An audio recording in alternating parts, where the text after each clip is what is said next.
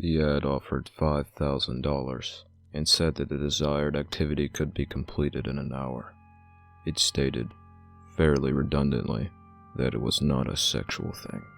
Insisted that all the witness would need to do is sit in a chair and stare ahead. The only other details expressed were that you could not move during the experience, nor could you talk. This inability being out of a requested self-restraint, not through a means of physical prevention.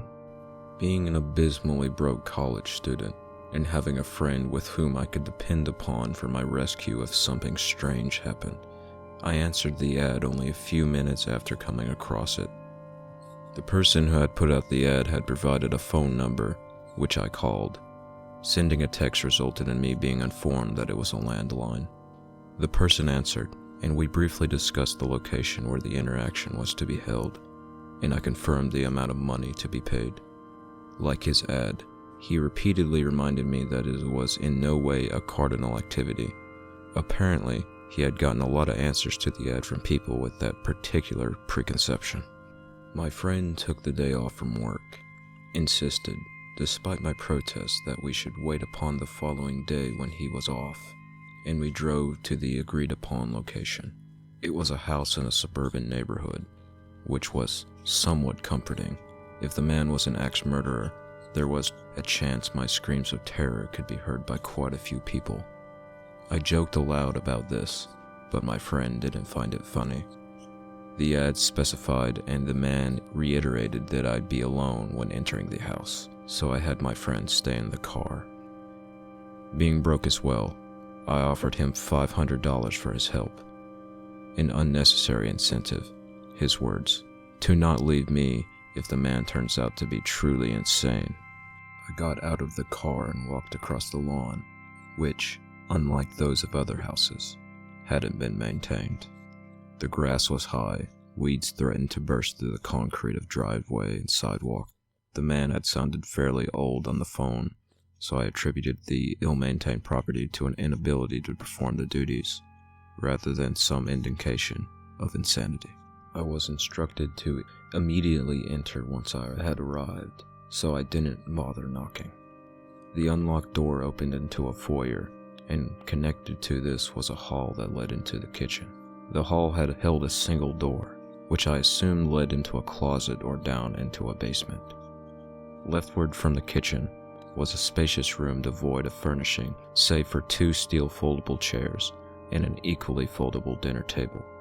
The foyer, hall, and kitchen were in similar states of bareness, and aren't worth remarking on beyond that. Sitting in one of the chairs in the great room was a man, who I knew at once to be the dealer of the ad. There was a certain familiarity about him, one of those times when a voice is an almost eerie reflection of the person from whom it issued. He nodded and gave a wave, but he did not speak. I approached and sat down at the chair opposite of him. To my left on the dinner table was a box. The top of the box was a clear case, through which a neat stack of money could be seen. The base of the box was black, with a timer at its face, and a clasping mechanism which sealed the upper portion to the bottom. It is a time-release device. Now that you're here, I will start it. And once an hour has passed from this point, the box will open, and you are free to take your payment. You needn't say anything once that time arrives, and can depart a slightly richer person. Now all you must do is look at me. You may of course blink, but please do not speak or look away.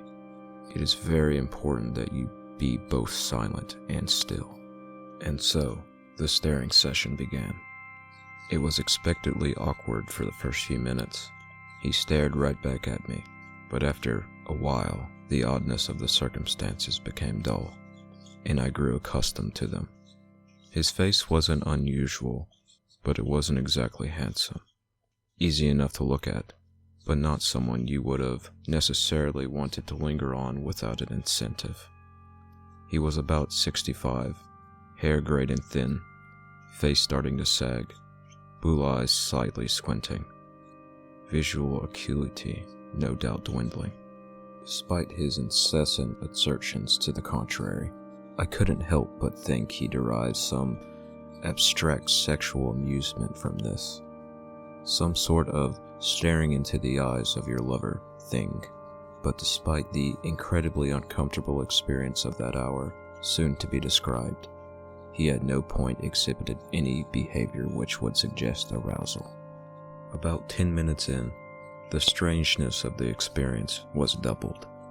From below, then far behind me, I heard a shifting clamor, as if a group of people had ascended the basement stairs and gathered just before the kitchen, chatting excitedly.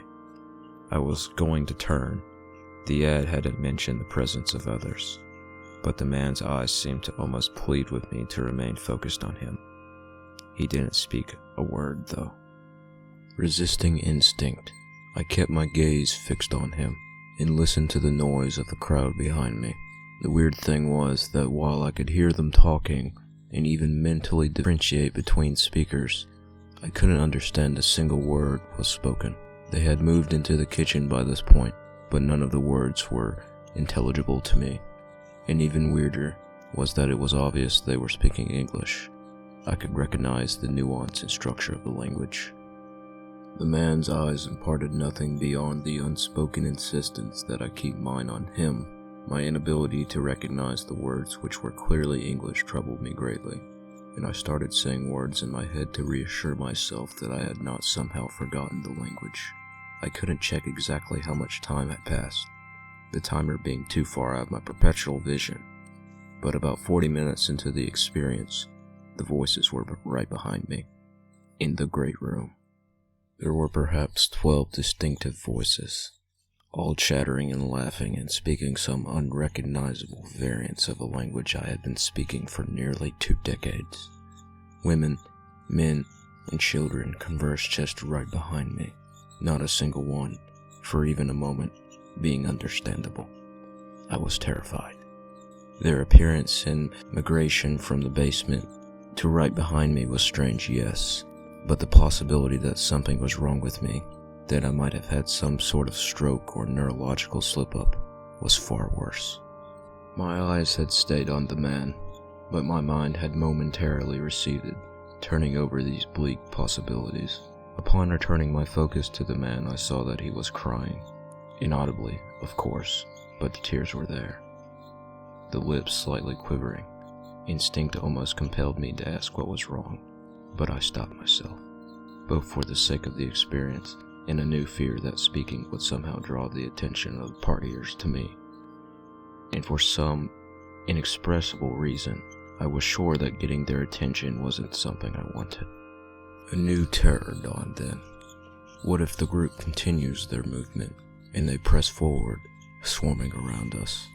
With each second that passed, I grew more certain that seeing these people would cause something horrible to happen. Their voices did grow louder, but no closer in proximity. I started to shake.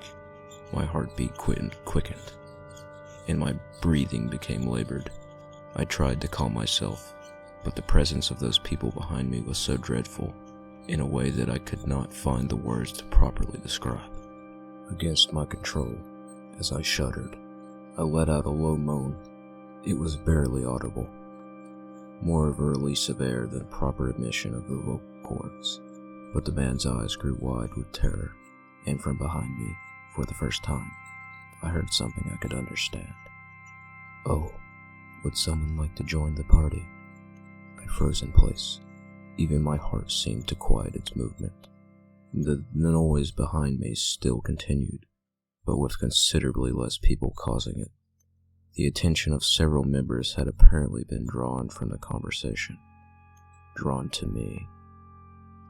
I became like a statue, not even allowing myself to blink.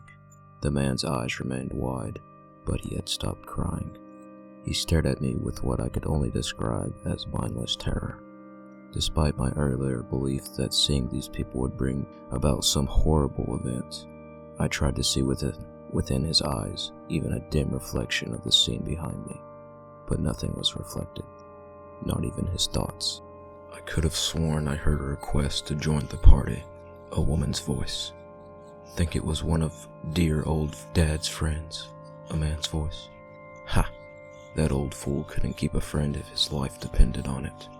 You two sure saw to that, a third voice. Another man. Oh well, shall we go back downstairs? The others who hadn't spoken seemed to respond in agreement, although I couldn't understand them. As gradually as they came, the voices went away, returning downstairs and eventually fading into inaudibility. A few moments later, the timer beside us went off, indicating that an hour had passed. The man almost collapsed at this moment, sagging back in his seat and breathing raggedly. I wanted to help him, but he held up a hand, dismissing me.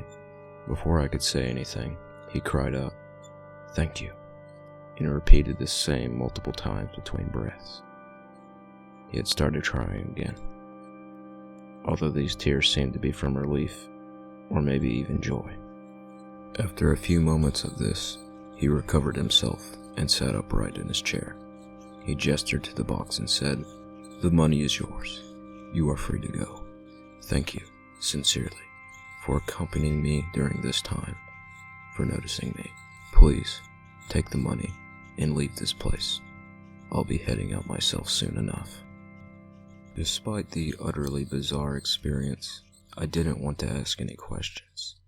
That horde of partiers had scared the shit out of me, and I didn't want to remain in the home any longer than I had to. I grabbed and pocketed the money, not bothering to count it, and walked away, waving behind me as I went. I made my exit as quickly and as quietly as possible. I closed the door, relieved that I hadn't heard anything rushing towards me as I left. My friend was still parked outside, right where I left him. I got into the car and let out the heaviest sigh of my life. Guess he was a no-show, huh? Not surprised. No one just gives away $5,000. What are you talking about? I took the money out of my pocket and showed it to him. He looked at the money, then to me with an expression of incredibility. "But you were only in there for 5 minutes. Did you steal it?" I laughed, the kind of nervous laugh you let out when someone says something extremely odd, or after you just survived some perilous experience. In my case, either one could have been the cause. I eventually composed myself and said, "What are you talking about? I was in there for an hour." The money was locked in a box with a timer set for the exact amount of time. My friend's expression went from the one of disbelief to worry, and he pointed at the clock on his radio. I remember what time it had been when I first left the car, and I saw that only 5 minutes had passed since then. I stared at the clock, and then turned my gaze to the money, as if it would somehow reconcile the disparity in the perceptions of time. I got into the car and let out the heaviest sigh of my life. Guess he was a no-show, huh? Not surprised. No one just gives away $5,000. What are you talking about? I took the money out of my pocket and showed it to him. He looked at the money, then to me with an expression of incredibility. "But you were only in there for 5 minutes. Did you steal it?" I laughed, the kind of nervous laugh you let out when someone says something extremely odd, or after you just survived some perilous experience. In my case, either one could have been the cause. I eventually composed myself and said, "What are you talking about? I was in there for an hour." The money was locked in a box with a timer set for the exact amount of time. My friend's expression went from the one of disbelief to worry, and he pointed at the clock on his radio. I remember what time it had been when I first left the car, and I saw that only 5 minutes had passed since then. I stared at the clock, and then turned my gaze to the money, as if it would somehow reconcile the disparity in the perceptions of time. "What exactly happened in there?" he asked softly, which made me feel even worse. I didn't want him to think I was crazy, or that I had hurt someone and stolen the money, but to avoid the former suspicion, I couldn't tell him about what actually happened. I looked around, first at the house, and then at the rest of the neighborhood, but saw no excess of cars which would have accounted for the presence of the partiers. Also, it was noon on a Tuesday, not exactly the prime circumstances for a party. "Please just drive. I wanted to get away from the house." "Not until you tell me what happened." Firmer, but not yet confrontational. I took a moment to consider my options, then told him a version of the truth that didn't make me sound crazy. I didn't mention anything about the roving crowd of people. I told him about the experience of the man, and said that it must have seemed longer than it really was, or that maybe he had set the timer wrong. My friend listened quietly, and once I had finished, he sat silent for a moment, staring at the house through my window. I thought he was going to accept my answer, but without saying anything, he got out of the car before I could stop him. He jogged across the lawn and went into the house. I should have gone with him, but my nerves prevented me from re-entering. He returned after a few minutes, silently entering and starting the car. Well, I really meant it. Well, what did he say? It was empty. Completely empty. No one was inside. There wasn't even a single piece of furniture. He pulled away from the curb and started driving down the street. I didn't know what to say, so I said nothing, and he dropped me off at my house without saying another word. I don't know what happened to me in that house, but the money is real enough. I've already used some of it to buy food.